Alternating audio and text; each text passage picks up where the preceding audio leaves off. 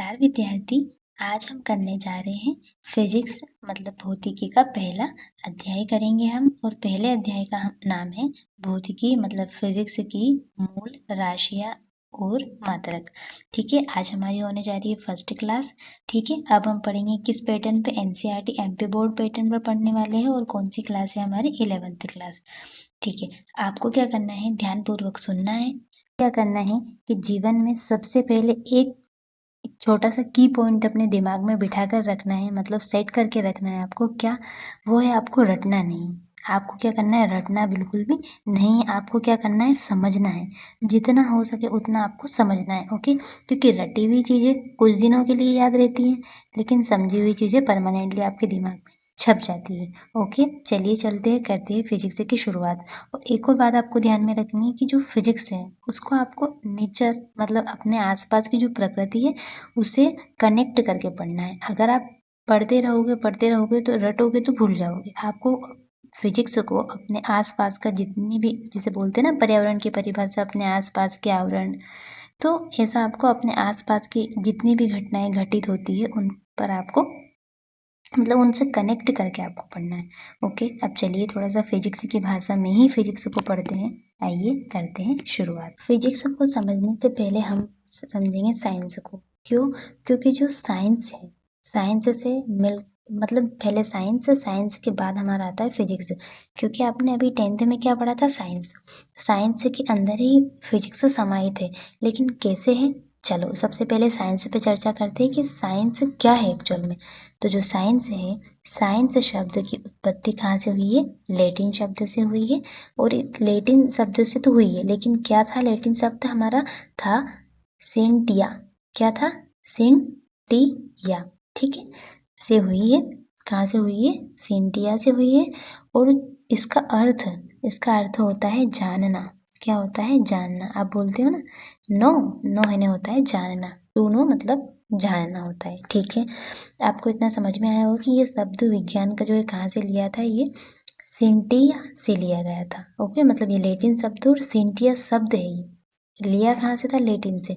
और शब्द कौन सा है, सिंटिया। ओके, अब हम पढ़ेंगे भौतिक। देखो, जो भौतिकी होता है, भौतिकी मैंने बोला ना आपको कि आपकी रियल लाइफ मतलब प्रकृति से आपको कनेक्ट करके पढ़ना है। मतलब क्या, भौतिकी विज्ञान जो है प्रकृति और प्राकृतिक, प्रकृति और प्राकृतिक में देखो, प्रकृति मतलब जहाँ आप रह रहे हो, प्राकृतिक मतलब जो घटनाएं घटित होती है या फिर घटनाओं का अध्ययन करने वाली जो विज्ञान है, मतलब अध्ययन करने वाली जो विज्ञान की एक मुख्य शाखा है, वो क्या है, फिजिक्स है। फिजिक्स क्या है, हमारे आसपास या फिर हम जहाँ रह रहे हैं, जिस प्रकृति में हम निवास करते हैं, प्रकृति और प्राकृतिक घटनाएं, पानी गिरना स्वाभाविक सी बात है। आपको यहाँ चित्र दिख रहा होगा कि यहाँ पर मैंने एक चित्र इमेज इंसर्ट की है, उसमें आपको दिख रहा होगा नीचे पानी है, ऊपर आसमान है। ठीक है, आपने प्रिज्म देखा है, देखा होगा प्रिज्म।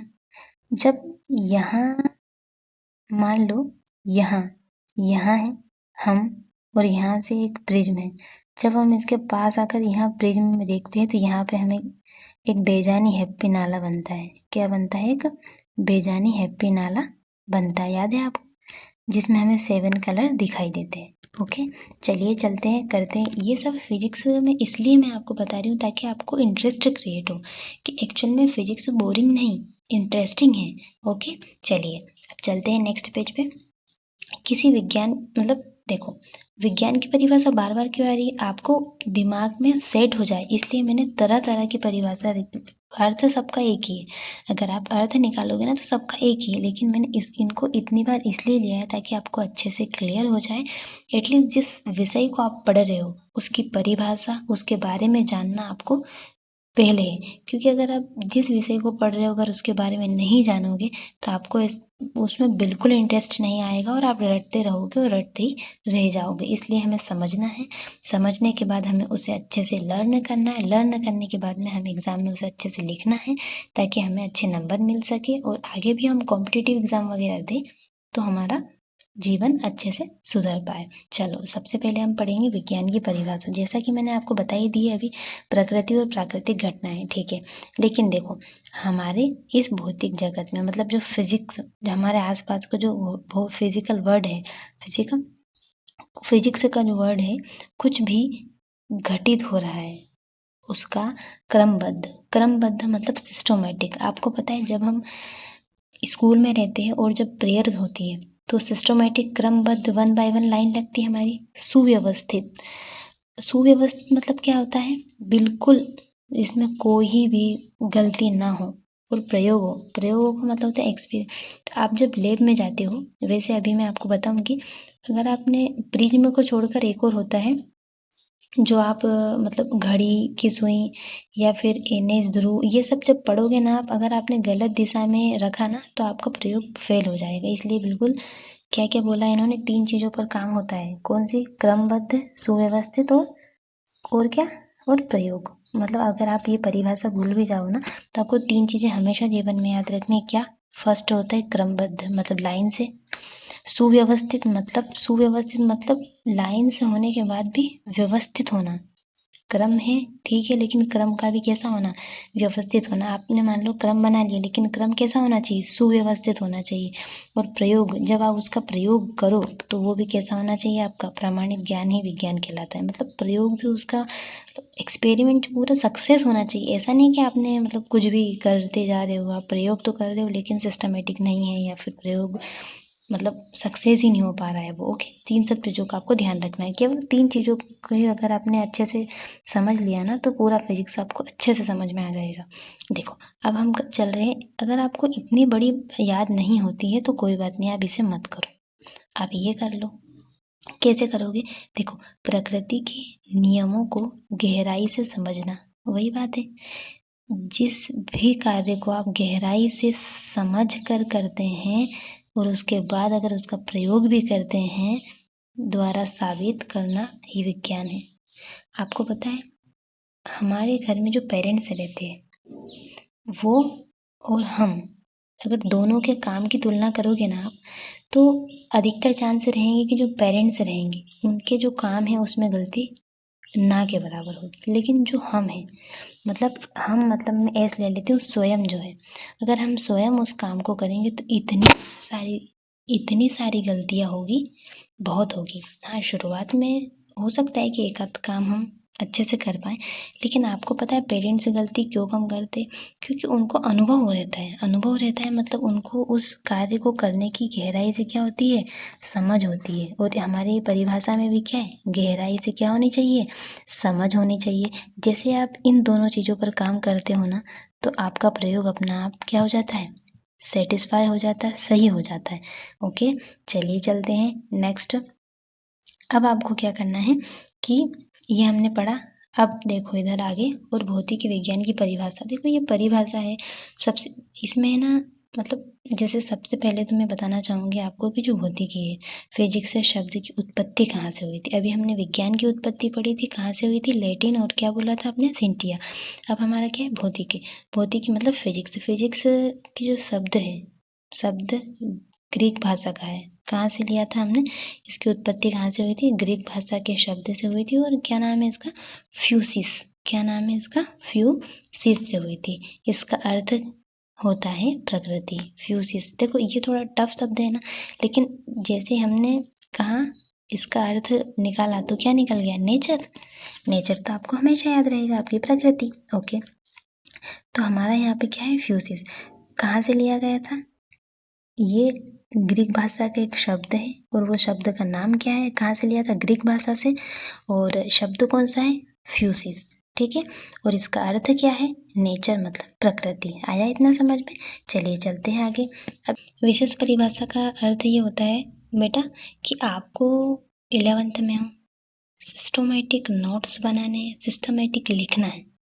समझना एक अलग होता है और सिस्टमेटिक लिखना अलग होता है। फिजिक्स की भाषा में बोला जाए तो सुव्यवस्थित और क्रमबद्ध। ओके, देखो विज्ञान वह शाखा है, विज्ञान की क्या? फिजिक्स की बात हो रही है। विज्ञान की वह शाखा है, कौन? फिजिक्स। विज्ञान की वह शाखा है जिसके अंतर्गत प्रकृति, नेचर, प्राकृतिक घटनाओं, बताया ना मैंने, प्रकृति और प्राकृतिक घटनाएं दोनों ही जुड़े हैं, ठीक है। घटनाओं जैसे घटनाओं तथा द्रव्य और ऊर्जा के बीच होने वाले आपसी संबंध को अध्ययन किया जाता है, उसे क्या कहते हैं? भौतिक विज्ञान। मैंने आपको विज्ञान भी समझाया है, मैंने आपको भौतिकी भी समझाया है, दोनों को मिलाकर हमारा बन जाता है भौतिक विज्ञान। क्या क्या, एक बार और रिवाइज करवा के बता देती हूँ मैं आपको, ताकि अच्छे से याद हो जाए। जो आप क्लास में पढ़ो आपको यही याद करना है, क्योंकि हम कल के भरोसे रहने वाले विद्यार्थी नहीं हैं। ओके, उम्मीद है मुझे कि आप इस क्लास को देख रहे हैं तो कुछ ना कुछ ज़रूर सीख कर जाइएगा, ताकि आपको अपने 11th क्लास में काम आ सके, बल्कि 11th में ही नहीं, आगे भी काम आ सके। देखो, विज्ञान की वह शाखा है जिसके अंतर्गत हम प्रकृति, प्राकृतिक घटनाओं मतलब नेचर फिनोमिना, या फिर द्रव्य या मैटर, ऊर्जा, एनर्जी के बीच में वाले आपसी संबंध, कौन से संबंध? आपसी संबंध, अंतःक्रियाओं का अध्ययन किया जाता है। आपसी संबंध से बात याद आती है एक, देखो दो देश है, मान लो एक भारत ले लिया हमने और एक बांग्लादेश ले लिया, इन दोनों का क्या? आपसी संबंध, ठीक है। चलिए, ये तो एक उदाहरण था, लेकिन आपसी संबंध, द्रव्यमान, ऊर्जा, इन सब का जो आपसी संबंध होता है और संबंध का जो अध्ययन करते हैं हम, उसे कहते हैं भौतिक विज्ञान। ओके, चलिए चलते हैं आगे, करते हैं शुरुआत और नए पॉइंट्स की। देखो, यहाँ पर लिखा है अल्बर्ट आइंस्टीन के अनुसार पूरा ब्रह्मांड दो ही चीज़ों से मिलकर बना है। देखो, इनके अनुसार भी दो ही चीज़ों से मिलकर बना, और अभी तक हमने पढ़ा भी दोनों ही चीज़ों से, क्या? प्रकृति और प्राकृतिक घटनाएं। ओके, चलो इनके अनुसार कौन सी वो दो चीज़ें पढ़ लेते हैं अपन, ठीक है। तो पहला बता रहे हैं ये द्रव्य और दूसरा है ऊर्जा। क्या? द्रव्य और ऊर्जा, इन दोनों के बीच के संबंध को समझना ही भौतिकी। अरे इतनी सिंपल परिभाषा, केवल दो शब्द, कौन सा? पहला शब्द है द्रव और दूसरा शब्द है हमारा क्या? ऊर्जा। मतलब अगर आप एग्जाम में सब भूल गए, दो चीज़ें तो याद रहेगी ना, एनर्जी मतलब आपकी ऊर्जा, आपकी ताकत, और द्रव्य, दो चीज़ें तो आराम से याद रह ही सकती है आपको। तो इन दोनों का जो संबंध होता है बीच का, इन दोनों के बीच के संबंध, मान लिया फर्स्ट और सेकेंड। फर्स्ट क्या है आपका? ये आपका होगा मैटर या फिर द्रव्य, और ये होता है एनर्जी मतलब ऊर्जा। तो जो एम और ई में जो संबंध होता है, इन दोनों के बीच का जो संबंध होता है, उसे हम कहते हैं भौतिकी, या फिर इन दोनों के संबंधों को समझना ही क्या कहलाता है? भौतिकी कहलाता है, फिजिक्स कहलाता है। ओके, चलिए चलते हैं आगे। जो अब हमने भौतिकी के बारे में बहुत पढ़ लिया, अब उनके प्रकारों के बारे में पढ़ते हैं। भौतिक विज्ञान के मुख्य प्रकार कितने होते हैं? देखो, वैसे तो इन्हें दो भागों में बांटा गया है, क्योंकि भौतिकी बहुत बड़ी, लेकिन फिर हमने इसे कितने, मतलब फिर भी साइंटिस्ट वगैरह ने कितने भागों में बांटा है? इसे दो भागों में बांटा है। देखो, वो भाग कौन कौन से हैं? फर्स्ट वाला हम पढ़ेंगे, कितने भागों में आपसे पूछेंगे, ऑब्जेक्टिव में पूछ सकते हैं, या फिर एक नंबर में पूछ सकते हैं कि भौतिकी विज्ञान को या फिर फिजिक्स विज्ञान को कितने भागों में बांटा गया है, या फिर जो हमारी फिजिक्स है उसकी ब्रांचेस कितनी है। तो हम बता सकते हैं कि कितनी ब्रांच है? दो ब्रांच है, या फिर दो भागों में बांटा गया है। सबसे पहली ब्रांच आपकी कौन सी है? आपकी सबसे पहली ब्रांच दे के रखी है चीर सम्मत। कौन सी दे के रखी? चीर सम्मत। तो आपको यहाँ पर लिख देना है फर्स्ट पॉइंट, फर्स्ट वाली है आपकी चीर सम्मत, मतलब क्लासिकल फिजिक्स। कब दी थी ये? 1900 ईस्वी से पहले की। कब की है ये? 1900 ईस्वी से भी पहले की है, ठीक है। कब दी थी चीर सम्मत? 1900। ये आपको याद रखना है सन, है ना। वैसे तो चांसेस है कि पूछ सकते हैं, लेकिन फिर भी आपको तो अपने तरफ से 100% रखना है, ठीक है। 1900 ईस्वी से पहले की है, बाद की या पहले की? तो पहले की है। ओके, अब हम पढ़ते हैं, इसके अंतर्गत स्थूल बड़ी वस्तु और घटनाओं का अध्ययन किया जाता है। इसकी मुख्य शाखाएं, देखो जो चिर सम्मत है ना, क्लासिकल फिजिक्स है ना, क्लासिकल फिजिक्स के अंदर बड़ी घटनाओं को, मतलब या आप लिख सकते हो स्थूल मतलब जो बड़ी से बड़ी घटनाएं हैं उनका अध्ययन हम करेंगे। इसके बाद इसमें देखिए रखा है इसकी प्रमुख शाखा है। चलो इनकी शाखाओं पर बात कर लेते हैं। देखो, ये हमने पढ़ा कि मुख्य प्रकार दो भागों में, कितने प्रकार है? दो प्रकार है इनके, कौन कौन से? चिर सम्मत। पहले 1 बाय 1 पे काम करेंगे हम। तो मैंने पहला यहाँ लिख दिया है चिरसम्मत पे। ओके, तो इसमें हम कौन स्थूल या फिर बड़ी वस्तुओं और घटनाओं का अध्ययन किया जाता है। इसकी मुख्य शाखाओं के बारे में हम अध्ययन करेंगे। अब देखो, फिजिक्स को तो दो भागों में बांटा गया है, लेकिन जो दो भाग है उन दो भागों के अंदर भी बहुत सारी शाखाएं होती है। जैसे विज्ञान की शाखाएं होती है ना, ऐसी फिजिक्स के अंदर भी शाखाएं हैं। तो हमने दो भागों में बांटा है, दो भागों के अंदर भी शाखा रहती है। सपोज एक पेड़ है, आपको पता है ना कि पेड़ जब रहता है तो उसकी कितनी सबसे पहले पेड़ बनता है। पेड़ के अंदर ये पेड़ है, पेड़ के अंदर दो साइड शाखाएं जाती। अब जो ये शाखा है, इस शाखा में भी बहुत सारी शाखाएं आपकी इंक्लूड हो जाती है। इधर भी बहुत सारी जुड़ जाती है। मतलब एक पेड़ तो अकेला रहता है, लेकिन उसकी अनेकों शाखाएं बन जाती है। ठीक है, अभी मैं आपको पेड़ का भी अच्छे से डायग्राम बताऊंगी। अभी ये समझ लेते हैं हम। ठीक है, देखो, सबसे पहले हमें ये अध्ययन करना है कि फिजिक्स को कितने भागों में बांटा गया है, दो, जिसमें पहला हमारा क्लासिकल फिजिक्स है। ठीक है, अब चलते आगे, मैं एक और बताऊंगी आपको, आधुनिक फिजिक्स। अभी ये देखा आपने, इसके अंदर पॉइंट होते हैं आपके यांत्रिकी, उष्मागतिकी, प्रकाशिकी, दोलन तथा तरंगी और विद्युत गतिकी। हम वन बाय वन सब पे चर्चा करने वाले हैं।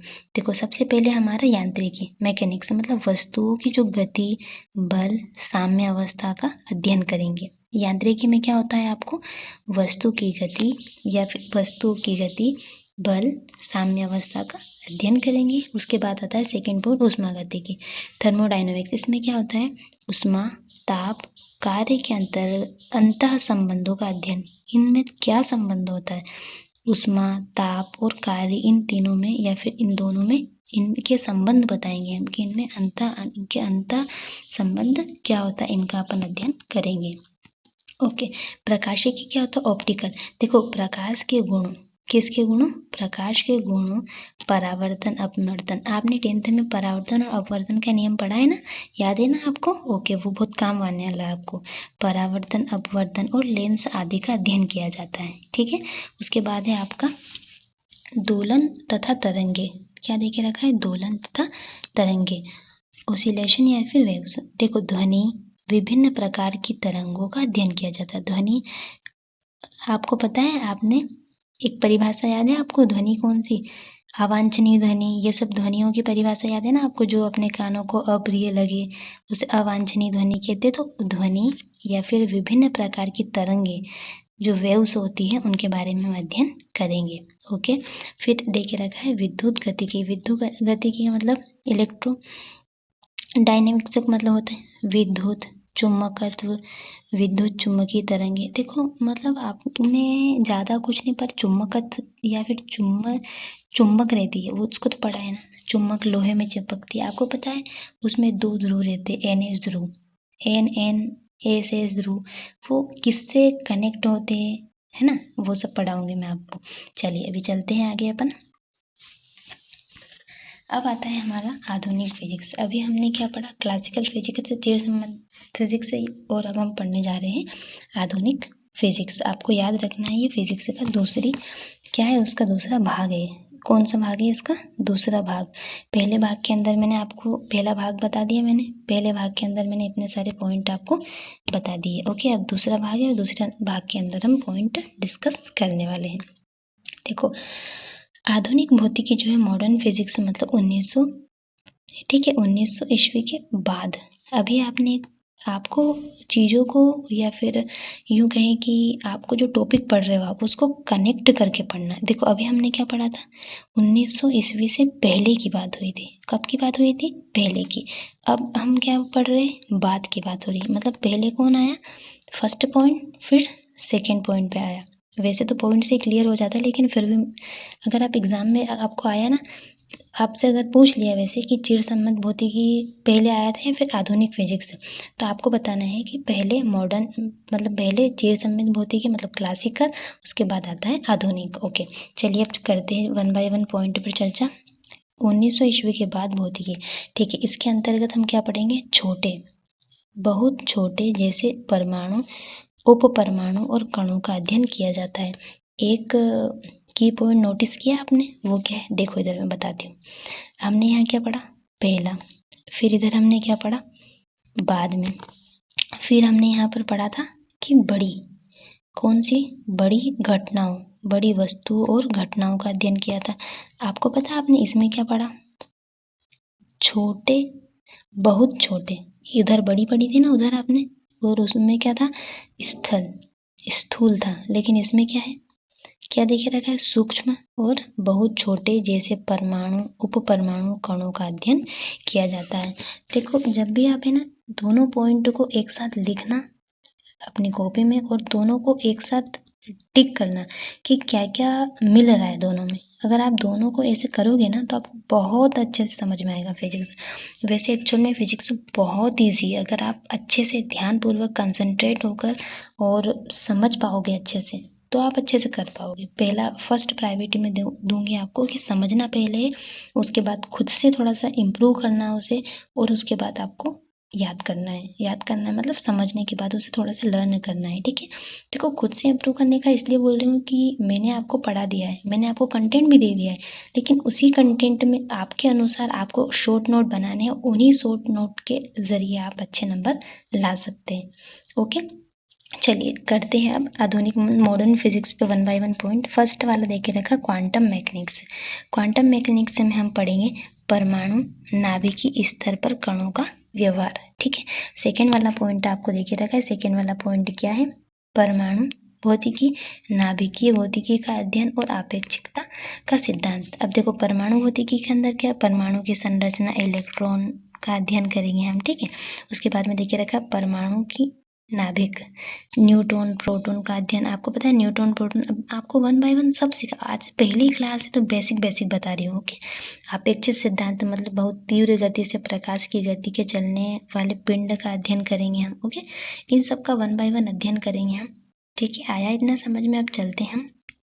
अब मैं आपको बताऊंगी कि कुछ इतना हमने बहुत पढ़ लिया भौतिक के बारे में कि कैसे बना, क्या हुआ, ठीक है। अब थोड़ा सा हमारे फर्स्ट चैप्टर पे आ जाते हैं। देखो आपका फर्स्ट चैप्टर क्या नाम क्या है आपका? क्योंकि मैंने पीडीएफ में फर्स्ट चैप्टर लिया है इसलिए अब फर्स्ट चैप्टर पे आ जाते हैं और फर्स्ट चैप्टर का हम जिक्र कर लेते हैं, ठीक है।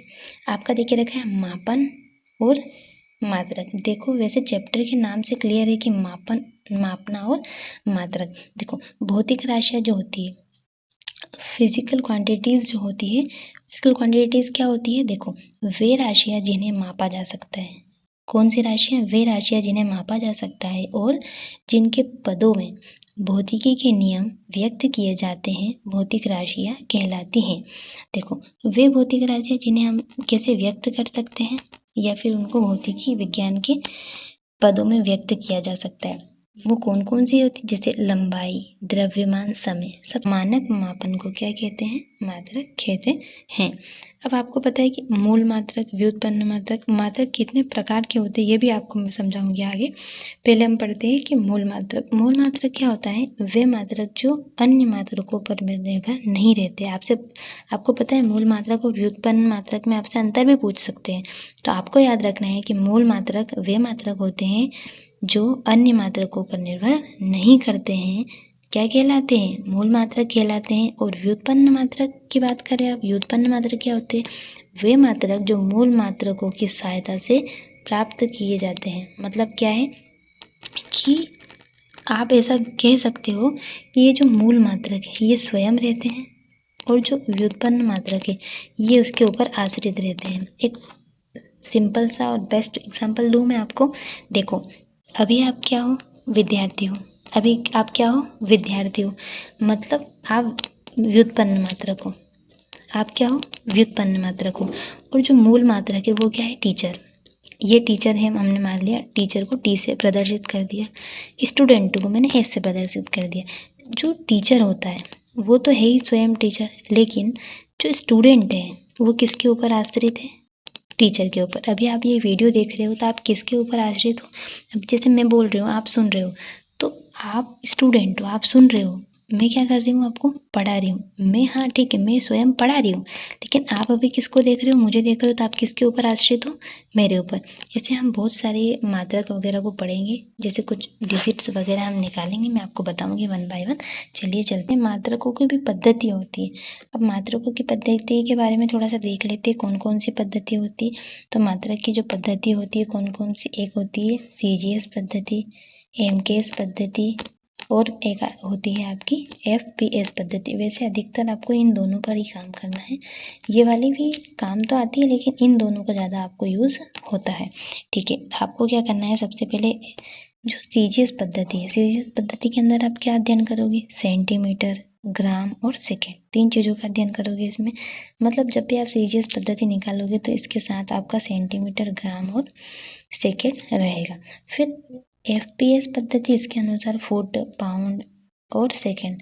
अब पता है ना, सेकेंड तो आपको पता है, फुट भी आपको पता होगा, पाउंड में आपको समझा दूंगी, फुट मतलब बताऊंगी मैं आपको आगे। चलिए, एमकेएस पद्धति के अंदर मीटर, किलोमीटर, किलोग्राम और सेकेंड, मीटर, किलोग्राम और सेकेंड का अध्ययन करेंगे। देखो, एसआई पद्धति जो होती है ना, क्या होती है जो एसआई पद्धति, वो कौन सी पद्धति मानी जाती है, इंटरनेशनल सिस्टम ऑफ यूनिट्स। इसका आप लिख सकते हो एसआई पद्धति को, इंटरनेशनल सिस्टम्स ऑफ यूनिट, अंतर्राष्ट्रीय स्तर पर मान्य होती है। कौन सी पद्धति है जो आपको ऐसा आ सकता है कि अंतर्राष्ट्रीय पद्धति जो है वो कौन सी पद्धति, तो एसआई पद्धति, मतलब इंटरनेशनल लेवल पर यह मान्य है।